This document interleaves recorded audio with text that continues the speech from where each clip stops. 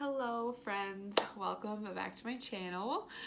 Today for you I have a recipe. So I recently have decided that I want to try eating more plant-based, not for any reason other than the fact that it's a little bit cheaper, and I always found a problem with plant-based meat sources, and that it's really hard for me to hit my protein goals and not overeat in carbs or fat if I want it to be plant-based. So I found a recipe for seitan, which is a wheat-based protein source, and it's very quick and easy. Literally the video that I filmed is 5 minutes, so it's really quick and easy. It's cooking honestly right now, so and it's a personal preference on what you want to eat and what makes you feel good. So that's why I kind of want to talk about that a little bit today, and how nutrition is very much so personal. Just health and fitness and dieting and all of that is a very personal journey, and you have to figure out what works better for you and what makes you feel good and what helps you the best. So just because one person does something doesn't mean you should do it. I call it the friend diet. Just because your friend lost weight doing whatever diet doesn't mean that you're also going to lose that same amount of weight or your body's going to look just like hers. Everyone's body responds differently. Everyone processes food differently. Everyone, some people are better with fats. Some people are better with carbs. Some people are better with plant-based sources. Some people do better with meat. Some people don't eat red meat because it doesn't sit well with them. So, it just kind of, you have to spend time is one thing. Like, you're not going to get quick results. You have to spend time figuring out what is going to be the best diet for you personally. So I like to preach a macro diet for a couple reasons. First reason is that it is flexible. You can literally eat whatever you want to eat, whatever you like to eat, as long as it fits within your macro goal range, right? So, you can be very flexible and you can choose whatever foods that you like and digest well for you. So personally, for me, it works very well because I can switch out whatever I want and whatever I need. So like today, for example, I made my lunch for tomorrow and I ran out of potatoes, but I have oatmeal. So I can just use oats instead of potatoes for my carb source and use just a little bit different amounts, but get the same macronutrient profile out of it, right? So like 1 serving potato, 27 grams of carbs. 1 serving of oatmeal, 27 grams of carbs. So it's very easy to swap things in and out if you are in a difficult situation, if you're traveling. There's so many things that will come up, and there's really no excuse when you can literally fit something else in for that food. So that is the main reason why I do like to use a macro-based diet or flexible dieting. It also allows you to make the choices and make swaps for things like if you want pizza for dinner, then, figure out the rest of your day and be able to, fit that in and not feel guilty about it. So I like the aspect that it's flexible and you can learn a lot about what foods feel good for you, as well as how to have more balance. So that's why I do like a flexible, balanced diet.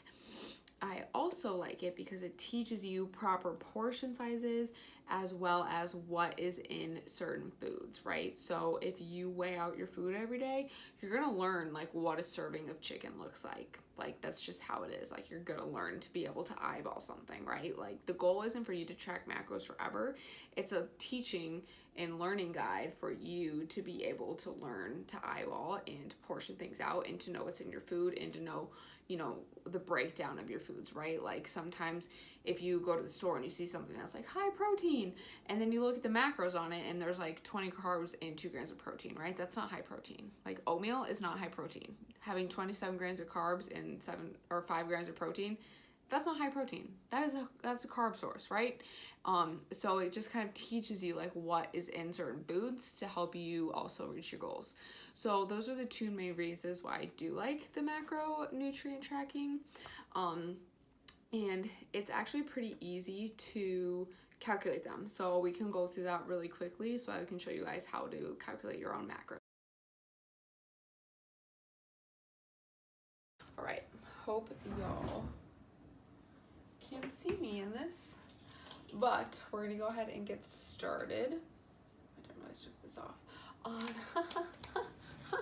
We'll cut that out. All right, so are going to go ahead and get started making my, well, I guess not my, I got this recipe from Fit Vegan Chef. We're gonna make some seitan. So basically seitan is just like a wheat-based, plant-based protein source. So it's gonna have high protein, moderate carb, no fat. So I usually break it back to be about 6 servings. So 6 servings will be roughly 30 grams of protein, 12 carbs, and like 0.5 fat. So what I do is I'll take this Vital wheat gluten. This is Bob's Red Mill. I just found it at the grocery store. The macros on it are pretty good. So for 30 grams of it, it's 1 fat, 6 carb, and 21 protein. So this has a lot of protein in it for being plant-based. And all it is wheat gluten. So I'm gonna take 200 grams and I'm gonna measure it out into my bowl. Or I guess, sorry, 150 to 200. I usually will do 200 just to make it a little bit more protein based. But we'll just put 180 in there. And then I'll take my nutritional yeast. So this is very good. It's got a lot of vitamins in here, so it's good for like a vegan vitamin source. And it tastes really good. It's kind of like a cheesy flavor, so I'm gonna put 20 grams in there. So this will in total equal 200. Perfect. And lastly, you can put whatever seasoning you want in here. It's going very well. So I'm gonna do a little bit of garlic salt to add some sodium because there's not a lot in this recipe. And then I'm also gonna do salt-free Mrs. Dash just to kind of give it some flavors. Actually, you know what I'm gonna do? I'm just gonna unscrew it and do it this way. All right, so those are the dry ingredients. So I'm just gonna mix that together with my fork. And I'm going to get my scale out of the way. All right, so then for the wet ingredients, all you need is 6 ounces of water, which I honestly just use the same juice that comes from here, and then a can of beans. So I just use Great Northern or like white kidney beans. The macros on here, so this is low sodium, so there's still 135 milligrams, but then there's 20 carbs and 7 protein. I hope you can see that. If not, I'll take a picture of it. So it calls for I can't remember what the recipe calls for, but I just do a full can. So this can weighed out to be 223 grams. And I took the 2 of those, so I did water. Well, I guess I just dumped this whole can in here and blended it up for like 10 seconds. So then we're just gonna pour that into our dry ingredients. Get that out of there. Perfect. And then we're just gonna mix it up.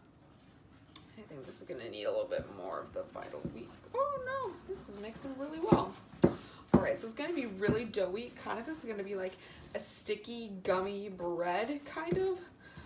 Just like if you've ever made bread before, like cinnamon rolls. But yeah, you just wanna make sure it's all mixed in there together.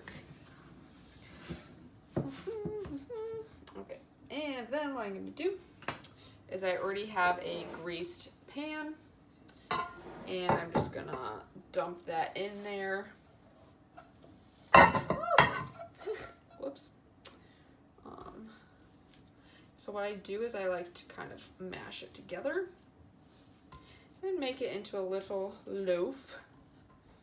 And then what I do for macros is I will bake this, and then once it cools, I will weigh it and then divide that on by however many servings I want. So if I want 4, I'll divide it by 4.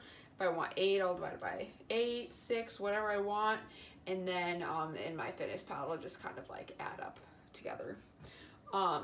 If that makes sense. I don't think it did.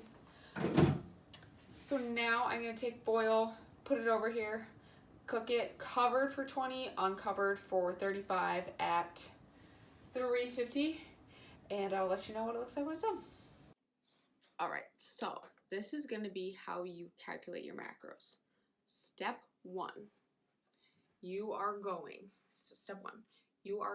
to track your food. Okay, so you want to track your food for 7 to 14 days, and you're going to take the average of all of those days, So add up all the calories, divide by 7 or 14, however many days you did it, and that's going to be your baseline calories. So for example, I tracked my macros for a week. My average is 1,800 a day. Perfect. So 1,800 calories is my starting point. So what from there I'm going to do is I'm going to calculate protein, because protein is the easiest. So what you're going to do is you're going to take your body weight and you're going to put a G, and that's how many grams, okay? So if you weigh 150 pounds, you're gonna eat 150 grams of protein, okay? So you can manipulate it a little bit if let's say you weigh 225 pounds and your goal weight is 150 pounds. You don't want to be eating that little protein, because you are going to be wanting to like build that lean muscle. So I would aim for about 180, okay? So you don't need to eat exactly that amount. Like for females, if you're a 225-pound male, highly suggest you eat 225 grams of protein. So it is going to be different on a case-to-case basis. And if you do have questions about that, feel free to either send me an email or comment below, and I can answer that question for you.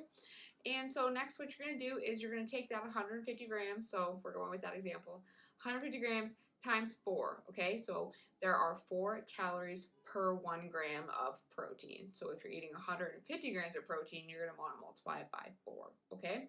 So if you multiply 150 by 4, you're going to get 600. So 600 of your 1,800 calories are going to be from protein. So then you're going to take that, this is to figure out how many calories are going to be left over for fats and carbs. You're going to take that 1,800 minus 600, and you're going to get 1,200 calories left. So the 1,200 calories you're going to split up between fats and carbs. So you're going to figure out your fats first. So what you're going to do is you're going to take 1,200 calories and you're going to multiply it by either anywhere between 0.35 and 0.45. That is because you want 35 to 45% of your daily calories to be coming from fat. So this is going to be on the higher end if you know you work better with more fats. It's going to be on the lower end if you know that you're better with low fat, high carb. So again, case to case dependent, but generally I recommend 0.4. So 1,200 times 0.4 is 480 calories. So 480 calories of your day are going to be from fat. So 1 gram of fat is 9 calories per gram. So you're going to want to take 480 calories divided by 9 to get the grams. So that's going to be 54 grams of fat.